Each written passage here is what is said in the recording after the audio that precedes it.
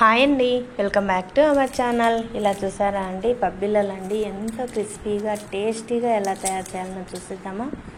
పల్లీలు వేయించి పెట్టుకొని చల్లారిన తర్వాత ఇలా బరకగా మిక్సీ వేసి పెట్టుకోవాలా.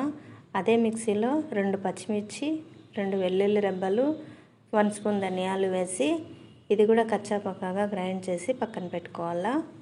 ఆ తర్వాత ఒక బౌల్లో 1 కప్పు బియ్యపిండి తీసుకోండి. పొడి బియ్యపిండి అండి ఇది. 1 కప్పు తీసుకొని కొంచెం పసుపు, కొంచెం సాల్ట్, కొంచెం జీలకర్ర, 1 స్పూన్ నువ్వులు, అలానే కరివేపాకు కొంచెం తుంచి వేసేసుకోండి.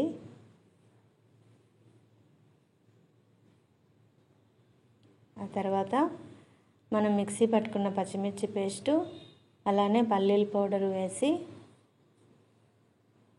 1/2 స్పూన్ కారం వేసుకోండి.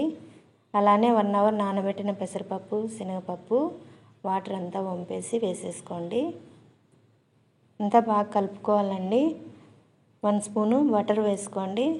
బటర్ అవైలబుల్లో లేకపోతే 2 స్పూన్స్ కాచిన ఆయిల్ వేసుకోండి, వేడిగా ఉండే ఆయిల్. ఆ తర్వాత వాటర్ కాంచుకొని కొన్ని వేస్తూ బాగా పిండిని ముద్దలాగా కలుపుకోవాలండి. అలా కలుపుకున్న తర్వాత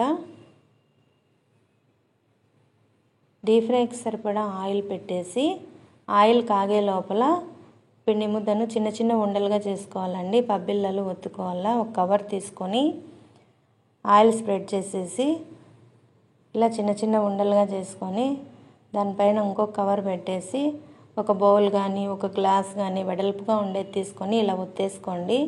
త్వరగా చేసేసుకోవచ్చు.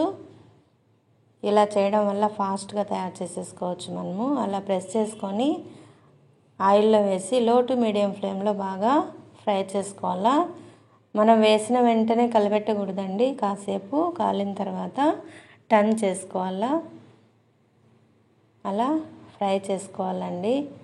చాలా క్రిస్పీగా వస్తాయి, చాలా టేస్టీగా కూడా ఉంటాయి. ఒకసారి ట్రై చేయండి. హాలిడేస్ టైంలో పిల్లలు ఎప్పుడు స్నాక్స్ అడుగుతూ ఉంటారు కదా, ఇలా తయారు చేసి పెడితే బాగా తింటారు. అందరూ బాగా తినచ్చండి. నచ్చినట్లయితే లైక్ చేయండి, షేర్ చేయండి, సబ్స్క్రైబ్ చేసుకోండి.